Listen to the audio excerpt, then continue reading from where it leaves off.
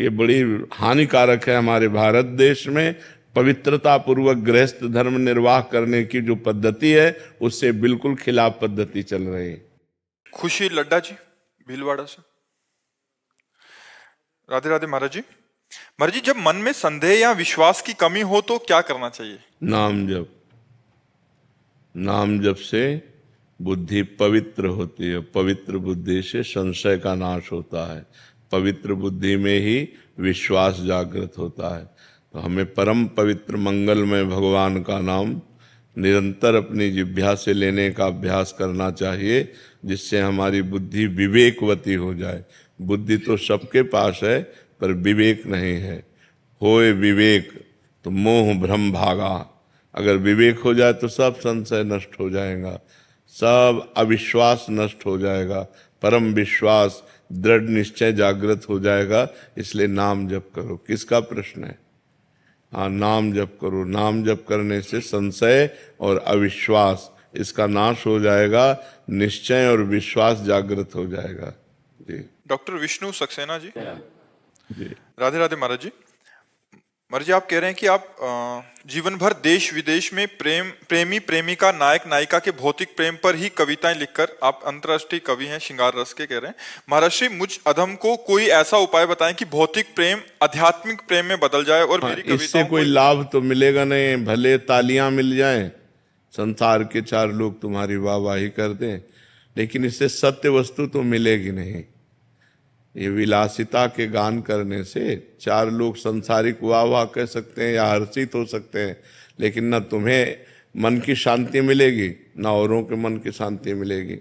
यदि प्रभु के चरित्र गाओ तो तव कथामृतम तप्त जीवनम कवि भिरीडितम कल्मषापहम श्रवण मंगलम श्री मुदाततम भूरि गृणन्ति ते भूरिदा जना। वो बड़े महामहिमा में दानी माने जाते हैं जो दूसरों को भगवान की चर्चा सुनाते हैं। कल्मषापहम, भगवान के पावन चरित्र सुनते ही हृदय निष्पाप होने लगता है, जीव को मंगल की प्राप्ति होती है, आनंद की प्राप्ति होती है। तो हमें लगता है कि सबसे बड़े नायक भगवान हैं और सबसे बड़ी नायिका उनकी प्रिया जी हैं। अगर उनके पावन चरित्र गान करो तो तुम्हारी भी बुद्धि पवित्र हो जाएगी और परलोक लोक सब बन जाएगा और जो सुनेगा उसका भी मंगल हो जाएगा। तो अब सुधार कर लो, नाम जप करो और भगवान के सिया राम राधे श्याम शिव पार्वती इनके पावन चरित्रों का गायन करो, जिससे तुम्हारी वाणी पवित्र हो जाए, लोगों के कान पवित्र हो जाएं और जीवन दोनों का मंगलमय हो जाए, कथन करने वाले का और श्रवण करने वाले का। ये 5 भौतिक शरीरों की सुंदरता क्या, जो क्षण में नष्ट हो जाए उसका क्या गान करना। ये मलमूत्र का भांड शरीर, इसका क्या गान करना। गान करना तो चिदानंद भगवान का गान करे, जिससे हमारा जवान और कान दोनों मंगलमय हो जाए, दोनों पवित्र हो जाए ना। अब नाम जप करो और भगवान का चरित्र गाओ तो जीवन पवित्र हो जाए। नहीं क्या 4 पैसे मिल जाएंगे, लोग तालियां बजा देंगे बस, और क्या है। मरोगे तो न तालियां साथ जाएंगी, न पैसे साथ जाएंगे, न नायक नायिका साथ जाएगी, भगवान का चिंतन जाएगा, भगवान का भजन साथ जाएगा। तो हमें लगता है कि रुपया ही सब कुछ नहीं है। भगवान के सहारे हो जाओ और भगवान का यश गाओ तो लोग परलोक सब। थोड़ा कभी बीच में किसी भक्त का पावन चरित्र गा दिया या किसी का तो चलेगा, लेकिन प्रारंभ और अंत ये भगवान से हो तो बीच वाला सब भगवान ही माना जाएगा, क्योंकि हर स्त्री पुरुष के रूप में भगवान ही विराजमान है। हमारी बात समझ रहे हो? अगर अपने प्रोग्राम का प्रारंभ करो भगवान से और अंत करो भगवान में और बीच में नायक नायिका का कर दो तो भी चलेगा। नहीं, प्रारंभ भगवान से करता हूँ। हाँ, क्योंकि भगवान के बिना जीव खुलना ठीक नहीं है। भगवान से प्रारंभ करो और अंत भी भगवान में करो और बीच का रहने दो जो आप गान करते हो, और उसे भी भगवान को समर्पित कर दो कि जो हमें सेवा दी है वो मैं कर रहा हूं, तो वही भजन बन जाएगा आपका। ठीक है? रोहन जी बिहार। राधे राधे महाराज। महाराज जी आपके चरणों में कोटि कोटि दंडवत प्रणाम। गुरुदेव अब मुझे राधा नाम जपना बहुत प्रिय लगने लग गया है। गुरुदेव लगभग 1.5 वर्ष से मांस, मदिरा, जुआ, व्यभिचार, गर्लफ्रेंड, गंदे बच्चों का संग, नशा, हस्तमैथुन आदि सभी कलयुगी दोष का त्याग कर दिया है। आपकी कृपा से सब छूट गया है महाराज जी। गुरुदेव अब मुझे ब्रह्मा जी का पद नहीं चाहिए, देवराज इंद्र का पद नहीं चाहिए, मृत्यु लोक का सम्राट नहीं बनना, मोक्ष नहीं चाहिए, योग सिद्धियां नहीं चाहिए, श्री जी भी नहीं चाहिए। महाराज जी मुझे राधा नाम अखंड जपने का एक कृपा हो जाए। हाँ, अभी तो सुन के कह रहे हो 500 रुपया में ललचा जाओगे। इतने बड़े त्याग की बात, रास्ते में 500 का नोट पड़ा हो तो कदम नहीं आगे बढ़ाओगे क्यों? इतनी कृपा कर दीजिए महाराज। नहीं, ये तो सुन के आप बोल रहे हो, हम असलियत की बात कर रहे हैं कि अगर रास्ते में अकेले जा रहे हो 500 का नोट पड़ा हो तो कदम नहीं बढ़ेंगे आगे। जहाँ ये स्थिति जो है, जो आप जो बोले, ये भगवत प्राप्त महापुरुष की स्थिति होती है, जो भगवान सच्चिदानंद में चित्त को डुबो दिया है। और उसे न पारमेष्ठम न महेंद्र धिष्णम न सार्वभौमम न रसाधिपत्यम न योग सिद्धिर अपनर्भवम वाह। उसे ये सब नहीं चाहिए, न ब्रह्मा का पद चाहिए न देवराज इंद्र का पद। क्यों? क्योंकि वो ब्रह्मा को भी दुर्लभ जो भगवदानंद है वो उसे प्राप्त हो गया है। अच्छा रसगुल्ला और सब भोजन हो तो भगवान को भूल जाएंगे। वहां कह रहे ब्रह्मा का पद नहीं चाहिए, योग की सिद्धि नहीं चाहिए, देवराज इंद्र का पद। बड़े बड़े ऋषि मुनियों के मन में क्षोभ पैदा कर दे तो अभी क्या है, सुन सुना के बोल रहे सुन सुना के बोल रहे। अभी माया का प्रभाव तो देखा नहीं है, पर बच्चे ऊपर बहुत अच्छी मांग है तुम्हारी, बहुत अच्छी मांग है। स्वरूप तो महाराज जी से अलग है। स्वरूप भी अलग है। हमने बहुत अच्छा है, बहुत बुद्धि काम कर रही तुम्हारी। नाम जप करते रहो, ठीक है? हाँ, खूब नाम जप करते रहो, बहुत बढ़िया है, बहुत बढ़िया जी। प्रदीप त्रिपाठी जी। राधे राधे महाराज। राधे राधे महाराज जी। महाराज जी आप एक उत्तरकांड की एक वर्णन कर रहे हैं, नहीं अनीति नहीं कछु प्रभुताई, सुनहु करहूं जो तुम्हि सोहाई। महाराज जी जब हम परम पिता परमात्मा के ही अंश हैं तो वे हमें सीधा मार्गदर्शन देकर भगवत प्राप्ति की ओर अग्रसर क्यों नहीं कर देते महाराज जी? वे हमें ऐसे विकल्प ही क्यों देते हैं कि जिससे हम इन तुच्छ भोगों में फंस जाएं? दिया तो सीधा ही मार्ग है, भगवान ने विकल्प तो दिया नहीं, सीधा मार्ग दिया है। ममई वांशु, भगवान करे तू मेरा अंश है। और गीता जी में स्वयं प्रकट होकर बोल रहे नहीं, वो भ्रम में तो नहीं डाल रहे ना। वो कह रहे अनन्यस चिंतयन्तो माम, मेरा अनन्य चिंतन करो। ये जना परिपासते, जो मेरी उपासना करते हैं, तेषाम नित्याभियुक्ता नाम योगक्षेमम भाम्यम। ठेका मैं लेता हूँ, अनंत ब्रह्मांडों के स्वामी कह रहे। आपका प्रश्न है तो भगवान कह रहे ठेका तो मैं लेता हूँ तुम्हारे योग और क्षेम का, तुम केवल मेरा अनन्य चिंतन करो। भगवान और किसी कार्य के लिए नहीं आदेश कर रहे हैं। मन मना भव मद भक्तो माद्याजी माम नमस्कुरु। मेरे मन वाला बन, मेरा भक्त बन, मेरे को नमस्कार कर, मेरा चिंतन कर, तेरा मैं देख लूंगा, तू मेरा चिंतन कर। तो सीधा रास्ता नहीं दे रहे भगवान, लेकिन हम भगवान का चिंतन न करके भोगों का चिंतन करते हैं। भगवान को अपना न मानकर शरीर और शरीर संबंधियों को अपना मानते हैं। भगवान में सुख न मान करके संसार की वस्तु, व्यक्ति, स्थान, इनमें सुख मानते हैं। तो कहीं ना कहीं गलती हमारी हो रही है। जैसे गुरु रूप में भगवान आके कह रहे इधर चलो, अब हम इधर चल रहे हैं, तो अब फिर ये कह दे कि भगवान ने इधर का रास्ता ही क्यों बनाया? ऐसा नहीं है। अगर भोजन जरूरी है तो शौचालय भी जरूरी है। यद्यपि निंदनीय स्थान है, अपवित्र स्थान है, लेकिन अगर भोजन खाएंगे तो शौचालय की जरूरत पड़ेगी। दिन है, अगर रात ना हो तो सिस्टम बिगड़ जाए पूरी सृष्टि का। ऐसे ही देवता है, असुर ना हो तो सिस्टम बिगड़ जाए। अच्छे हैं, बुरे ना हो तो अच्छे की अच्छाई का मतलब ही ना रह जाए। तो भगवान ने पूरा बगीचा अपनी सृष्टि बनाई है, जो चाहिए वो ले लो। और स्वयं उपदेश करते हैं कि तुम्हारा मंगल किस में होगा, तुम्हें किस मार्ग में चलना चाहिए।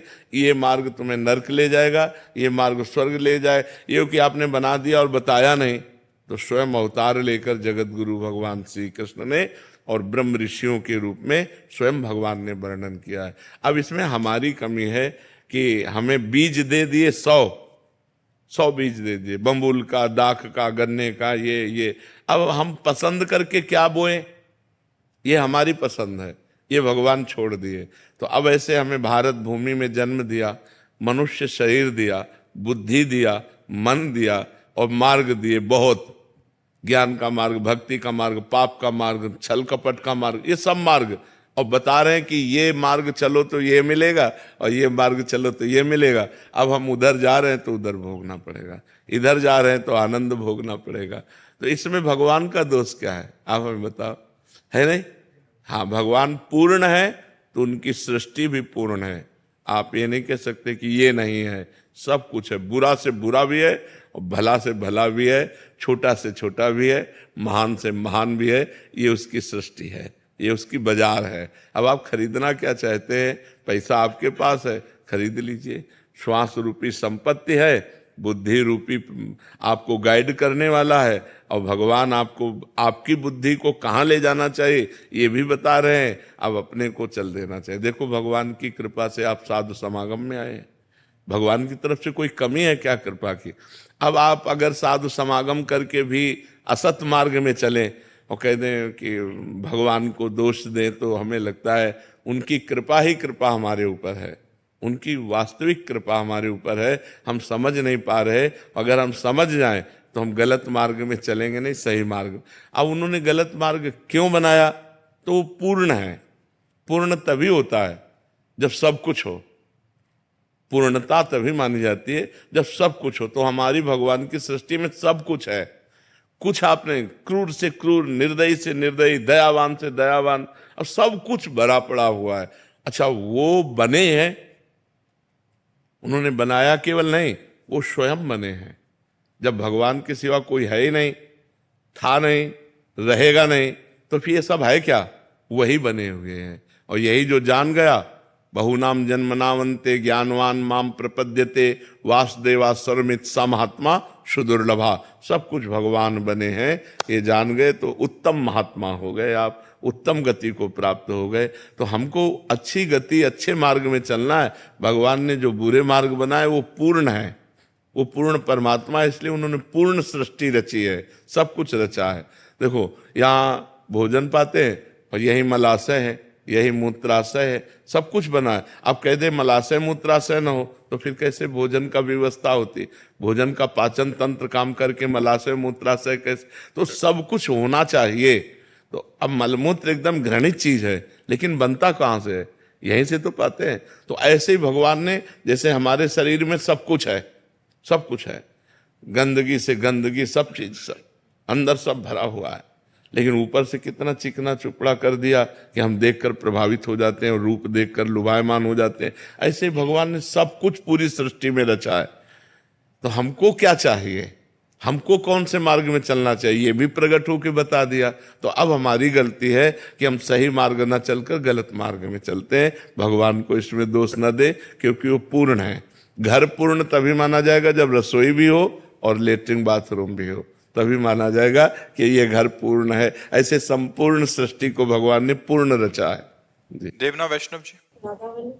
राधे राधे महाराज जी। महाराज जी, आपके बताए अनुसार मैं लाडली जी से बोलती हूँ कि मैं जैसी भी हूँ, आपके आश्रय में हूँ, आपके भरोसे में हूँ। परंतु महाराज जी, ये आश्रय कैसे होता है, ये ठसक भाव कैसे होता है? शिष्टामृत भुक्तवैव चरितम श्रृणवस तवे स्मरण।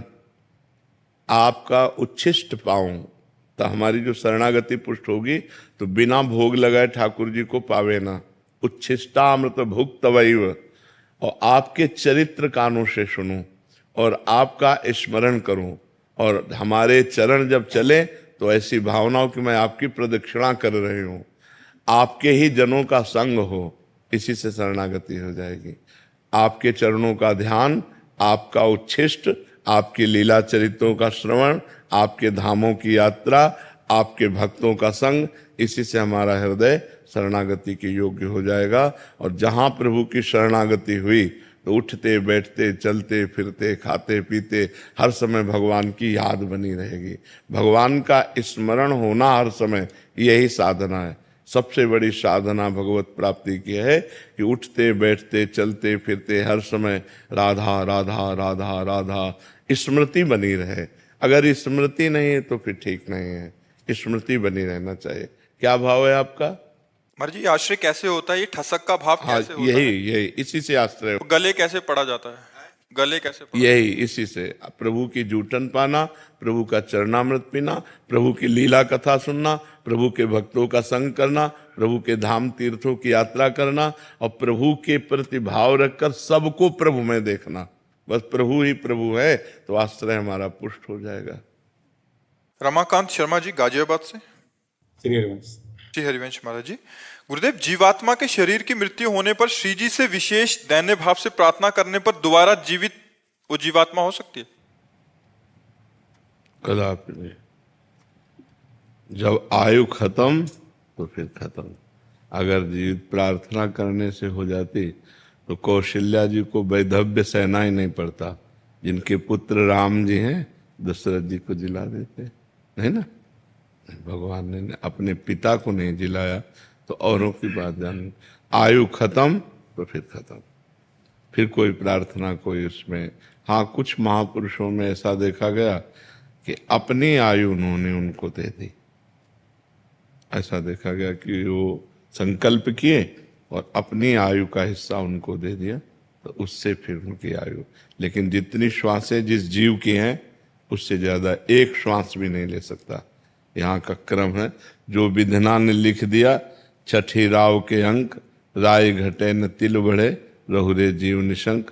नहीं, बड़े बड़े भक्त जो है ना, वो अपने भक्तों के लिए भगवान से प्रार्थना करके उनकी रक्षा कर लेते। लेकिन आयु जहाँ समाप्त तो समाप्त। भगवान ने अपने वंश को भी नहीं बचाया। 88 करोड़ यदुवंशी आयु समाप्त तो आपस में सब लड़ करके और शरीर पूरा कर दिए।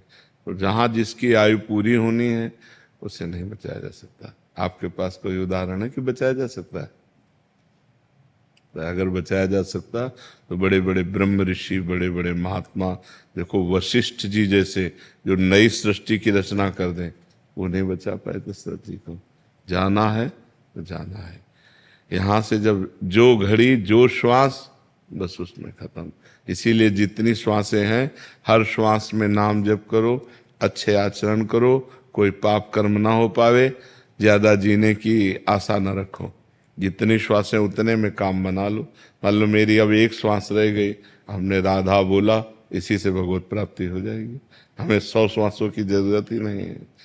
एक श्वास हो और अच्छे आचरण हो और राधा नाम हो, कृष्ण नाम हो, हरि नाम हो, उसी से काम हो जाएगा। बहुत श्वासें हैं गंदी आदतों में, गंदे आचरणों में, तो उसका कोई महत्व नहीं रहा। जीने का क्या महत्व? लोग समझ रहे हैं, बेविचार कर रहे हैं, मांस खा रहे हैं, दूसरे जीवों को काट रहे हैं, हिंसा। ये क्या तुम्हारा जीना? क्या नरक का सामग्री तैयार कर रहे हो? अगर एक श्वास भी है तो अच्छे जियो, राधा राधा राधा, दूसरों को सुख पहुंचाओ, दूसरों का मंगल करो। तो मेरी जहाँ तक जानकारी है उसके अनुसार एक श्वास भी आगे नहीं बढ़ सकती। जितनी निश्चित श्वासें हैं उतनी ही निश्चित रहेंगी। जी। मनोज दास जी, जिंद। राधे राधे। महाराज जी, दीक्षा के बाद यदि साधक की मृत्यु हो जाए तो उसकी झोली, माला, आसन का क्या किया जाए?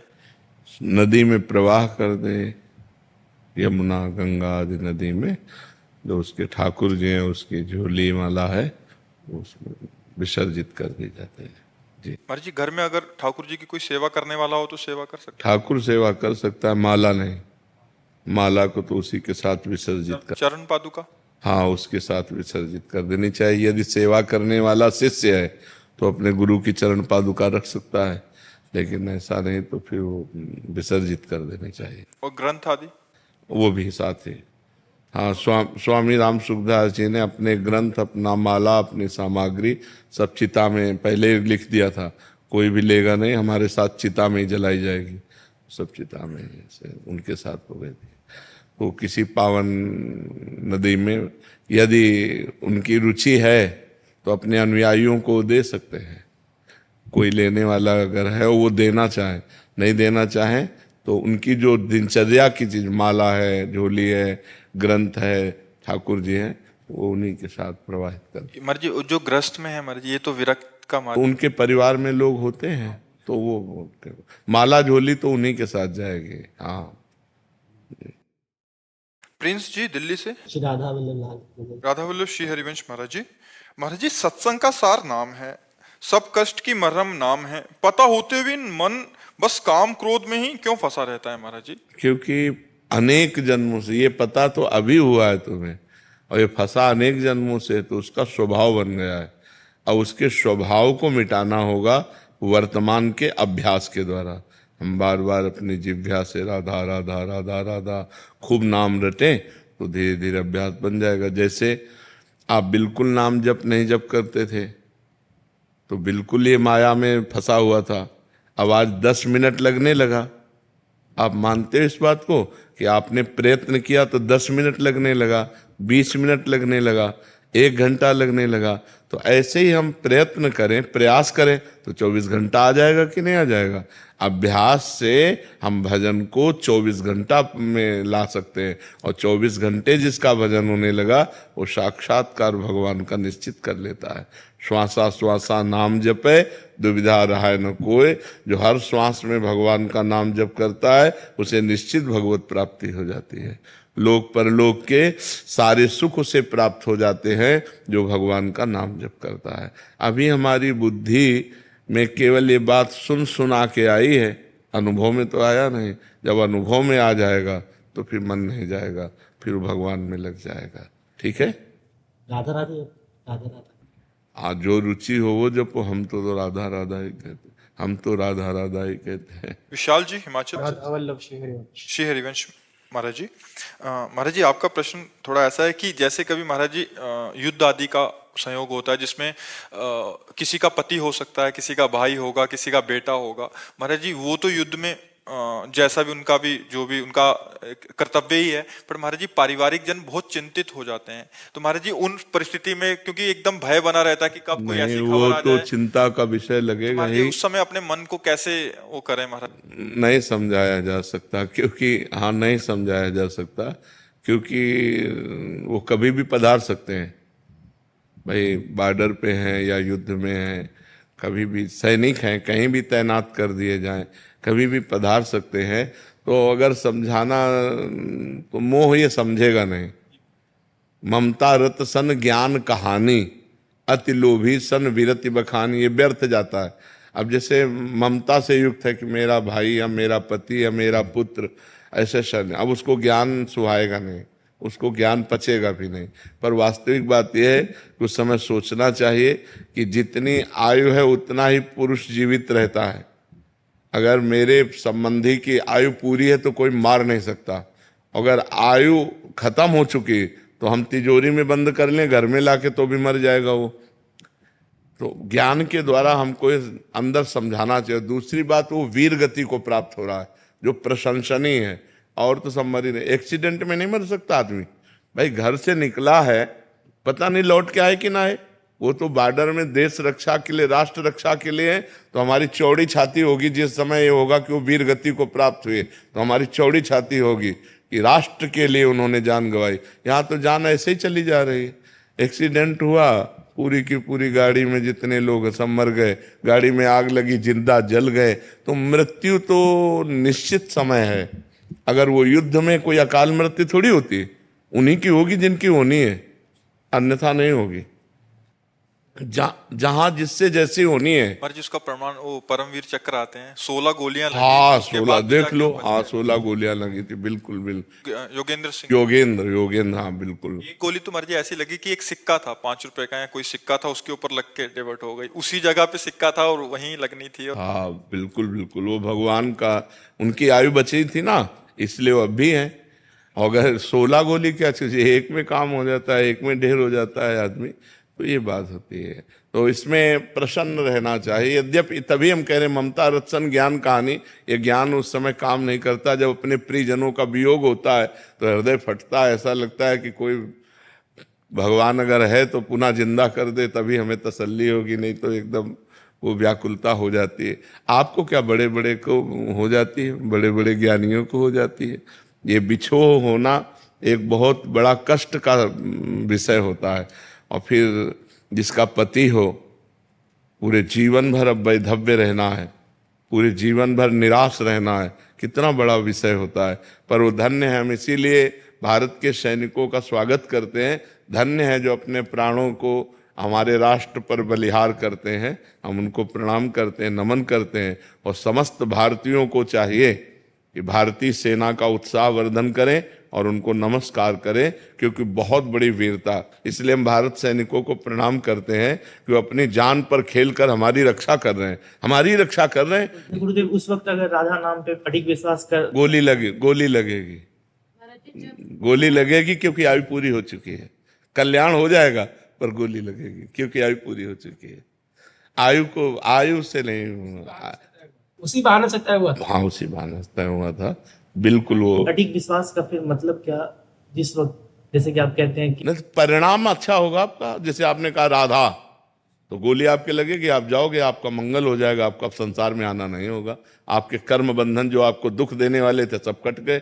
लेकिन ये देखो, हम तुमको शरीर बहुत पॉइंटेड नजर आता है शरीर, लेकिन भगवान के लिए एक कपड़ा है ये, जो तुम हो। तुम्हें गोली नहीं लग सकती कभी, तुम अविनाशी हो। नैनम छिन्नन्ति शस्त्राणि नैनम दहति पावका न चैनम क्लेदन्त्यापो न शोष्यति मारुता। लेकिन ये शरीर जो है ये मरेगा, ये नष्ट होगा। तो हमारी दृष्टि में शरीर बहुत बड़ी चीज है और भगवान की दृष्टि में तुम बहुत बड़ी चीज हो। और तुम्हें कोई गोली लगेगी नहीं, शरीर को लगेगी। तो कपड़ा को जैसे फाड़ दिया जाए, तो अब आपके पास बहुत से कपड़े हैं, तो एक कपड़ा फाड़ने में आपको क्या परेशानी है? तो ऐसे शरीर को गोली लग गई, आपको तो लगनी नहीं है। और अपने को शरीर सब कुछ है और भगवान को उनका अंश सब कुछ है, और उनके अंश को कभी कोई मार ही नहीं सकता। वो अविनाशी है, ईश्वर अंश जीव अविनाशी। तो इसलिए बात होती है। मैं मीडिया का काम करता हूँ, मैं इंटरव्यूज लेता हूँ।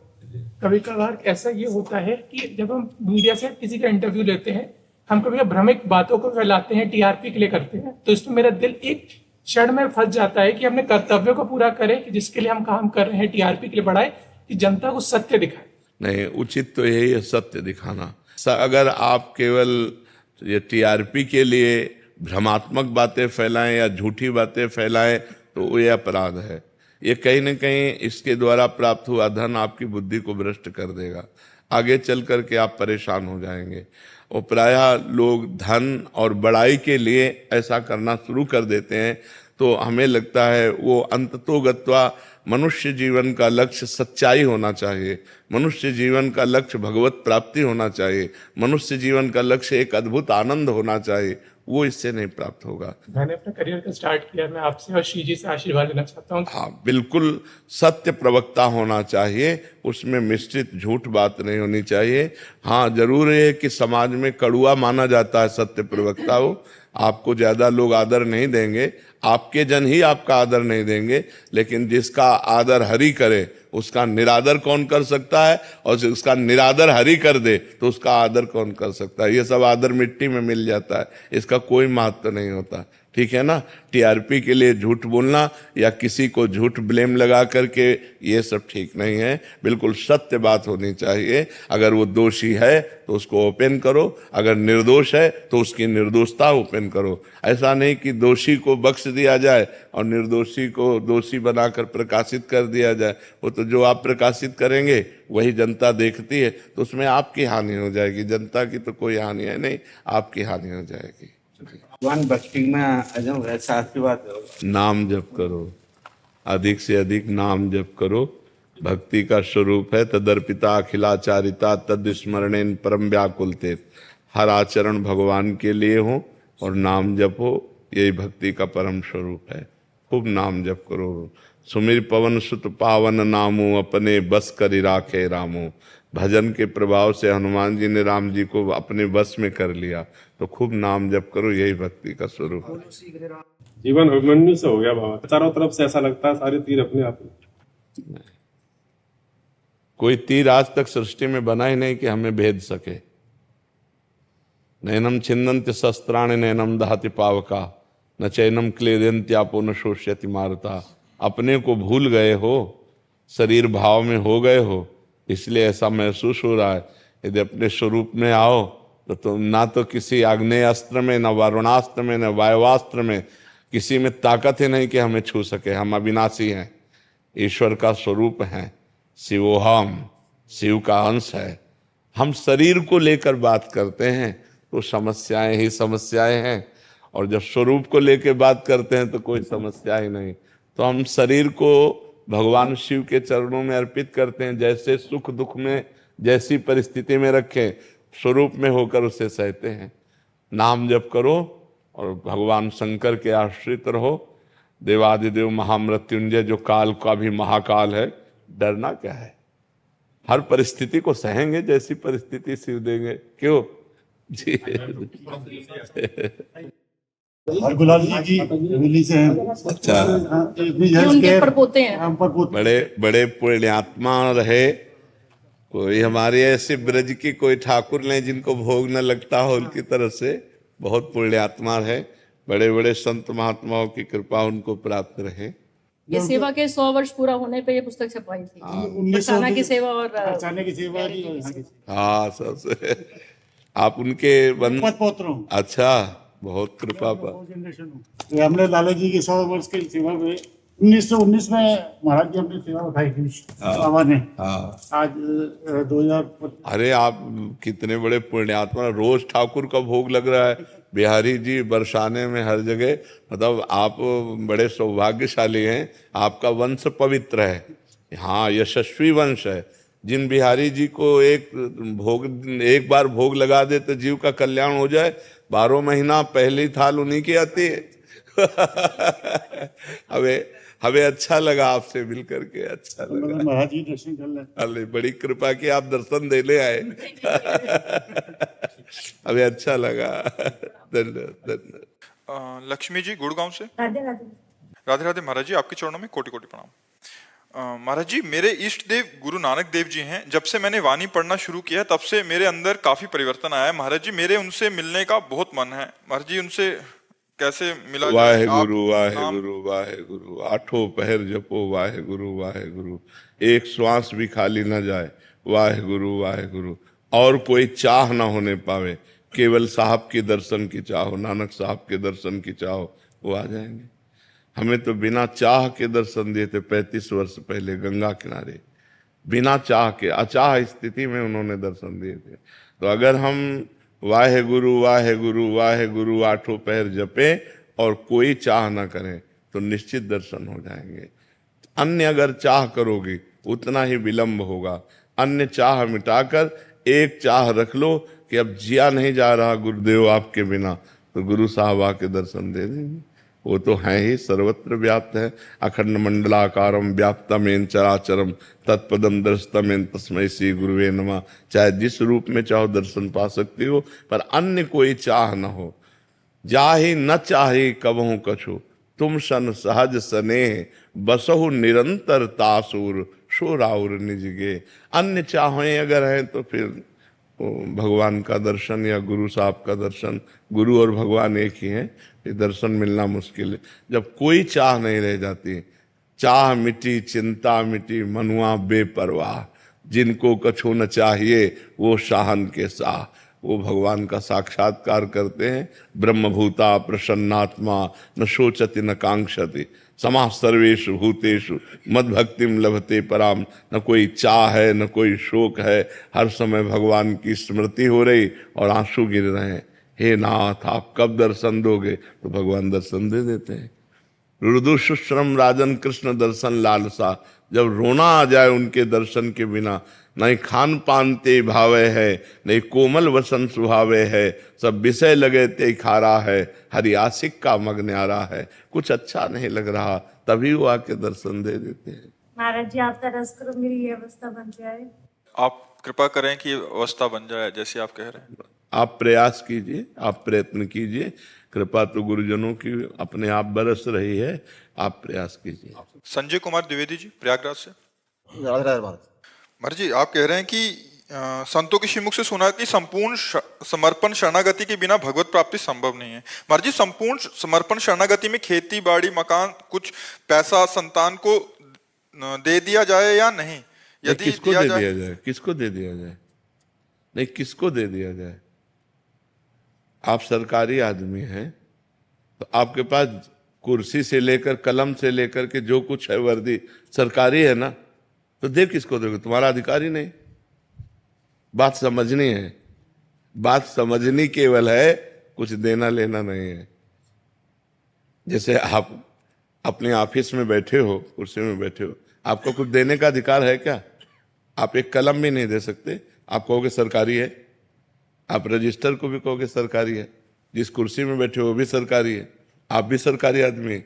आप कानून के अंतर्गत केवल कार्य करते रहिए, आपका इतना अधिकार है, आपको देने का अधिकार नहीं। ऐसे ही नाथ सकल संपदा तुम्हारी, मैं सेवक समेत सुतनारी, वो सब सरकारी है, आप केवल सेवक हैं। देने लेने की क्या बात है? एक महाराज जी के यहाँ गए थे, तो उन्होंने जो है मतलब जैसे समर्पण शरणागति का मतलब हम ये कह रहे थे कि जैसे कि जब समर्पण शरणागति होगी, हमारे भगवान दर्शन कराएंगे, तो आपको परिवार सहित आश्रम में आकर रहिए। तो जो है उसके बाद ये सब बनावटी बातें हैं, ये सब हम दंभ पाखंड की बातें नहीं मानते। संपूर्ण सृष्टि भगवान की है। यहाँ समर्पण का मतलब अहंकार का समर्पण, यानी कि तुम्हारी कुटिया में आ जाओ, ये सब पाखंड की बातें हैं, ये सब दंभ नाटक की बातें हैं, रुपया घसीटने की बातें। हम इन बातों को नहीं मानते। तस्मात् शास्त्रम प्रमाणम ते कार्याकार्यो व्यवस्थितो, कार्य और अकार्य की व्यवस्था शास्त्र प्रमाणित की गई। नाथ सका, हमारी केवल बात समझ जाओ, जहां हो जो कुछ है वो सब गोविंद का है, मैं केवल सेवक हूं बस। नाथ सकल संपदा तुम्हारी, मैं सेवक समेत सुतनारी। 25 पैसे भी किसी को नहीं देने, सब उनकी चीज है, उनकी। जैसे आप बैंक ऑफिसर हो, मान लो बैंक ऑफिसर हो, तो आप 5 रुपया किसी को दान दे सकते हो क्या? लेकिन हो अधिकारी पूरे बैंक के, लेकिन 5 रुपया नहीं दे सकते। अगर आपसे कहे कि इतना रुपया आपके पास, 5 रुपया दे, आप कहोगे सरकारी है, नहीं कहोगे। तो ऐसे ही आपका घर, आपका परिवार, आपका जो कुछ वैभव है, ऐसे हो जाओ, हे नाथ ये सब आपका है, कुछ देना लेना नहीं। खूब बिलसो, खूब उसी में रहो, उसको भगवान का समझो। इसीलिए बहुत समझ कर सत्संग करना चाहिए, नहीं तो धोखा हो सकता है। ये ऐसी शरणागति कहीं नहीं लिखी गई। गुरुदेव भगवान नाम में आपके बैठना चाहते हैं। बस हमारा क्या है, हमारे प्रिया जो है लाल जो, उन्हीं की शरण में हो जाओ और नाम जप करो। शरणागति का मतलब है सर्वत्र सब कुछ भगवान का है, मानना। देना लेना हम कहें सरकारी संपत्ति देने का अधिकार। अब जैसे आपके दिखाई दिया कि ये बहुत बीमार है, आपकी जेब में 500 रुपया है, प्रेरणा हो रही, तो आप समझो ठाकुर जी आदेश कर रहे हैं इनको 500 रुपया दे दो, अपनी जेब से निकाला दे। अब आपसे दूसरा आदमी पूछ रहा है आपने 500 दान किए क्या, तो आप कहना चाहिए नहीं आपने दिए तो नहीं, वो उनका था, उनको पहुंच गया। तो दियम वस्तु गोविंदम तुभ्य में समर्पय, मैं तो दान करने वाला होता कहूँ। रहीमदास जी ऐसे दान कर रहे थे, तो ऐसे कर रहे थे, तो लोगों ने पूछा नेत्र नीचे क्यों किए हो? दान करने वाले को तो आंख में आंख मिला के देना चाहिए। तो उनका नहीं, देनहार कोई और है, देत रहत दिन रैन, लोग भरम मोपय करे, तासो नीचे नैन। देने वाला तो कोई और है जो रात दिन सबको देता रहता है, लोग भरम हम पे कर रहे, इसलिए हमारे नेत्र नीचे हैं। तो कुछ देना लेना नहीं जी। जब अपने कारागार में हम जाते हैं अंदर, तो जो कैदी जन होते हैं, तो वो जैसे कि राधे राधे करते हैं या थोड़ा सा बहुत ज्यादा मतलब सम्मान टाइप का देते हैं, तो कहीं ऐसा जैसे हमको बड़ी खुशी होती है, वो कहीं गड़बड़ हमारे तो नहीं होती? नहीं, आप उस सम्मान को भगवान को मानिए कि ये सब भगवान हमारे सामने विराजमान है, ये लीला कर रहे हैं, और मन से हाथ जोड़े। जैसे वो राधे राधे कहते हैं, तो हमको भी राधे राधे कह लेना चाहिए। वो अगर हाथ जोड़े हैं तो हम भी हाथ जोड़ लेते हैं। स्वीकार ना करें, मतलब प्रणाम सम्मान को अपना ना माने। अब सब प्रणाम नमस्कार, लेकिन एक की भी दृष्टि में चूक नहीं होगी, सबको देखेंगे और एक को भी नहीं मानेंगे कि इसने हमें प्रणाम किया है। नहीं, हम प्रणाम करते हैं। हमारे प्रभु इतने रूपों में आए हैं, मेरे विराट रूप में, लड़का बच्चा बड़े बूढ़े रूप में मेरे भगवान आकर के खड़े हुए मुझे दर्शन दे रहे हैं, बस अपने भाव से। अब अगर आप प्रणाम सम्मान स्वीकार करने लगेंगे तो गर्व रूपी दोष आ जाएगा, और गर्व रूपी दोष आ जाए तो भक्ति में बाधा पड़ जाएगी। इसलिए बहुत सावधान। मंजू शर्मा जी, श्री गंगानगर। श्री हरिवंश महाराज जी, मेरा प्रश्न है कि सच्ची आंतरिक शरणागति जिससे भगवत प्राप्ति होती है, क्या ईश्वर की कृपा से होती है? कृपा से विपत्ति होती है, प्रतिकूलता होती है। जहाँ जहाँ राग होता है वहाँ वहाँ से राग का नाश होता है, तब असली में शरणागति होती है। पहले तो बनावटी शरणागति होती है, फिर असली में शरणागति होती। जैसे गजेंद्र की शरणागति हुई, जब तक उसको उसके परिवार के लोगों ने सहयोग दिया, हाथी हाथिनियों ने, तब तक उसे भगवान का स्मरण नहीं आया, और जब तक उसे अपने बल का, तब तक भगवान का स्मरण नहीं आया।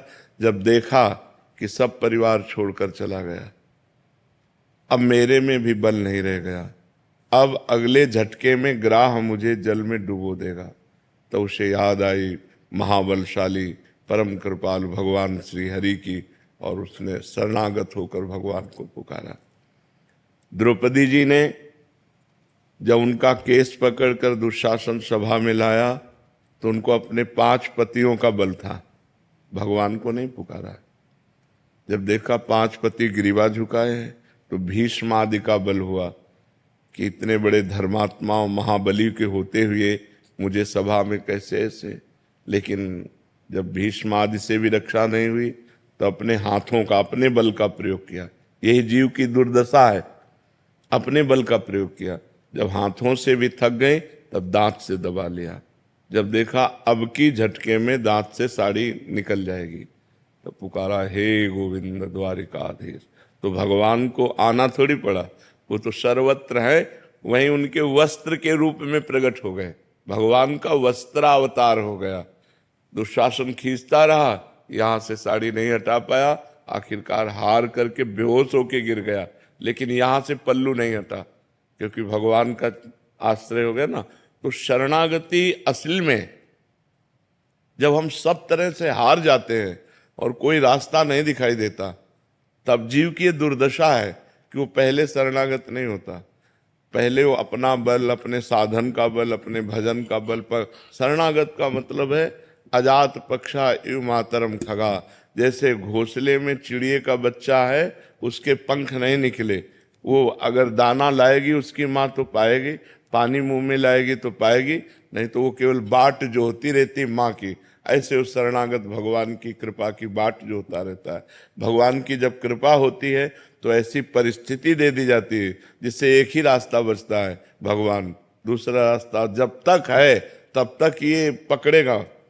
मनुष्य की बुद्धि, अगर कोई फोन नंबर है तो पहले फोन नंबर लगाएगा, जब उसका फोन नंबर नहीं लगेगा कोई काम नहीं बन पाएगा, कोई जगह, कोई आश्रय, कोई व्यक्ति नहीं दिखाई देगा, तब उसे याद आएगी कि एक सहायक है, अब तो भगवान ही सहायता कर सकते हैं, दूसरा कोई सहायता। शरणागति तब होती है जब सब तरफ से निराशा मिलती है, तब एक आशा जागृत होती है भगवान की, और जहां भगवान का आश्रय लिया बात बन गई। अभी हम जबान से कहते हैं कि तन मन धन सब तेरा, स्वामी सब कुछ है तेरा, तेरा तुझको अर्पण क्या लागे मेरा, लेकिन पूरे झूठे हैं हम। तन मन धन सब मेरा, स्वामी सब कुछ है मेरा, मेरा मुझको दे दे क्या लागे तेरा। भाई बिहारी जी के शरणागति का मतलब है अपने में न धन बल, न तप बल, न भजन बल, कोई बल न हो, सुनेरी मैंने निर्बल के बल राम। अपबल तप बल और बाहुबल, चौथो बल है दाम, शूर किशोर कृपाते सब बल, हारे को हरिनाम, सुनेरी मैंने निर्बल के बलराम। जो निर्बल होकर के पुकारा तो सबल भगवान उसी समय उसको अनुभव कराए कि मैं आ गया। लेकिन वो पुकार तभी होती है जब सब आश्रय हट जाते हैं। सब आश्रय हटना बड़ा कठिन है। किसी न किसी रिश्ते नाते सगे संबंधी बड़े पदाधिकारी कहीं न कहीं हमारा आश्रय रहता। सबसे बड़े भगवान से हमारा संबंध जो है वो स्वीकृत नहीं है। ममैवांशो, हम भगवान के हैं और ये सारी सृष्टि भगवान की है और सर्व सामर्थ्यशाली भगवान है। कर तुम अकर तुम अन्यथा कर तुम सर्व समर्थ है। अगर संकट है और भगवान को पुकारा जाए तो उसकी निवृत्ति होने में देर नहीं लगेगी, पर पहले भगवान को पुकारा जाए। हम लोग पहले भगवान को नहीं, जब सब जगह से हार जाते हैं तब भगवान को पुकारते हैं, जैसे गजेंद्र, जैसे द्रौपदी जी।